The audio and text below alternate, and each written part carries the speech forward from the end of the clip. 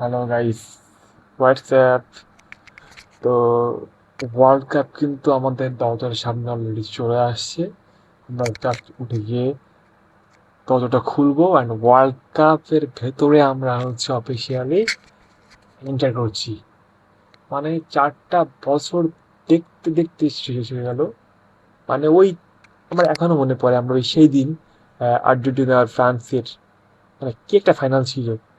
Most probably world কাপের ইতিহাসের সেরা ফাইনাল। এবং as a football fan, not Argentina বা স্পেন বা sorry France supporter, but as a neutral জায়গা থেকে একটা ফুটবল সাপোর্টার হিসেবে দ্যাট ম্যাচ উড বি, কি বলবো, লাইফের একটা সেরা ফুটবল ম্যাচ আমরা সাক্ষী হয়েছিলাম।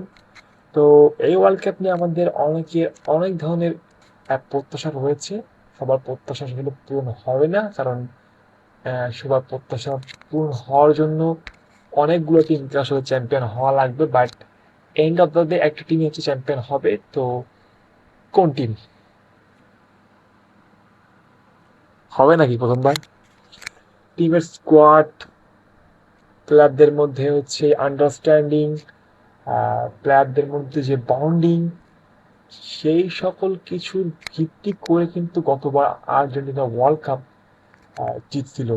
এবারও তাদের একটা ভালো টিম রয়েছে, but Portugal team has the opportunity. Like এইবার যদি তারা ভালো না করতে পারে, বা ভালো বলতে ওয়ার্ল্ড কাপ জিততে হবে ভাই। এইবার যদি ওয়ার্ল্ড কাপ জিততে না পারে, মানে আর কখনো জিততে পারবে কিনা এমনটা বলা যাচ্ছে না। কারণ পর্তুগাল তাদের ইতিহাসের সেরা টিম নিয়ে এইবার ওয়ার্ল্ড কাপে এন্টার করছে। লাইক ইউ লাইক আপনি শুধু মিডফিল্ডটা দেখুন: ব্রুনো ফার্নান্দেস, ভিতিনহা, জাও নেভেস।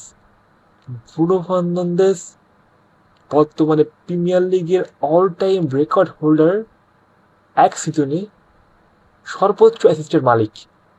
অপরদিকে জাও নেভেস এবং বিদিনা পরপর চ্যাম্পিয়ন্স লিগ উইনার এবং সেই টিমের অন্যতম বড় অংশ। লাইক বিদিনা তো লাস্ট যে চ্যাম্পিয়ন্স লিগের ফাইনাল হলো, সেখানে ম্যান অফ দ্য ম্যাচ। তো তারপর আছে নুনো মেন্ডিস, দ্য ওয়ার্ল্ডের গ্রেটেস্ট লেফট ব্যাক বর্তমান সময়ের। তো এই সকল নাম নিয়ে যদি পর্তুগাল এইবার ওয়ার্ল্ড কাপ জিততে না পারে, পর্তুগালের জন্য আসলে ব্যর্থতা হবে। এবং অন্যদিকে বলতে গেলে ফ্রান্সের টিমটা এক কথায় অসাধারণ। মানে ওদের অ্যাটাকিং লাইন দেখলে যে কোনো ডিফেন্সের আসলে প্যান ভিজতে বাধ্য। Like Doue, Rayan Cherki, Mbappe, Ousmane Dembele, মানে কে নেই তাদের। অ্যান্ড অন্যদিকে ফ্রান্সের টিমটাও, সরি স্পেনের টিমটা অনেক ভালো। লামিন আছে ওদিকে, ইনিগো উইলিয়ামস, মিডফিল্ডে পেদ্রি, গাভি, রদ্রি। হ্যাঁ, এছাড়া ব্রাজিলের আসলে ওইভাবে আমি আমি পার্সোনালি ব্রাজিলের শুরু দেখছি না। আসলে টিমটা অ্যাটাকিং লাইন অনেক ভালো না থাকলেও আই নো দ্যাট কার্লো আনচেলত্তির অধীনে ব্রাজিল সেই টাইমটুকু পেয়েছে কিনা, এটা আমার আসলে আমি নিজে সন্দিহান। যে এই টিমটা নিয়ে কার্লো আনচেলত্তি যদি আরেকটু কাজ করার সময় পেত, সেটা হয়তো ভালো হতো। যাই হোক, অন্যদিকে নেদারল্যান্ডস, জার্মানি আছে। They could be a good contender for the cup. আর ডার্ক হর্স বলতে জাপান একটা সবাই সবাই বলছিল জাপানের জন্য, যে জাপান একটা ওয়ার্ল্ড কাপে এবার একটা চমক দেখাতে পারে। মরক্কো আছে। দেন আমার যারা বাজি ঘোড়া, মেক্সিকো। মেক্সিকো নিয়ে কে নিয়ে কেউ বলছে না, বাট যেহেতু তারা ওয়ার্ল্ড কাপের হোস্ট করছে, এবং মেক্সিকোর রিসেন্ট টাইমসের পারফরমেন্সও আমার কাছে অনেক আপ টু দ্য মার্ক লেগেছে। তারা ওয়ার্ল্ড কাপে একটা সারপ্রাইজ প্যাকেজ হলেও হতে পারে। এবং ওয়ার্ল্ড কাপের প্লেয়ার টু ওয়াচ বলতে গেলে অবভিয়াসলি কিলিয়ান এমবাপ্পে। গতবার তো পৃথিবী ধ্বংস করে দিয়ে দিয়েছিল জাস্ট 90 সেকেন্ডের ব্যবধানে। অল্প আমি একটা প্লেয়ারকে দেখার জন্য খুবই আসলে আগ্রহী হয়ে বসে আছি। Julian Alvarez. আসলে মেসি পরবর্তী যুগে, যদিও মেসি টিমের সঙ্গে রয়েছে, বাট এই টিমটাতে এখন স্টার বলতে গেলে আমার কাছে মেসি না, এই টিমটা স্টার জুলিয়ান আলভারেস। তো জুলিয়ান আলভারেস আসলে কেমন করে, এটার উপরে নির্ভর করছে যে আর্জেন্টিনা ফিউচারে কেমন করবে। এছাড়া আমি আহ, এই যে আমাদের স্পেন টিমের একটা প্লেয়ারকে আসলে দেখার জন্য খুব আগ্রহী হয়ে বসে আছি, সেটা হচ্ছে গোলকিপিং পজিশনে হচ্ছে আহ, আর্সেনালের গোলকিপার হচ্ছে রায়াকে। যদিও আসলে রায়াকে সুযোগ দিবে কিনা এক্ষেত্রে কোচ, এটা একটা বড় প্রশ্ন। এছাড়া মরক্কো টিমটা নিয়েও আমি একটা আশাবাদী, মরক্কোর টিমে ভালো করে একটা নাম রয়েছে, লাইক ব্রাহিম দিয়াস, আহ, আশরাফ হাকিমি। তো সব মিলে ওয়ার্ল্ড কাপ নিয়ে একটা কিন্তু অনেক হাইপ সবার মধ্যে তৈরি হয়েছে।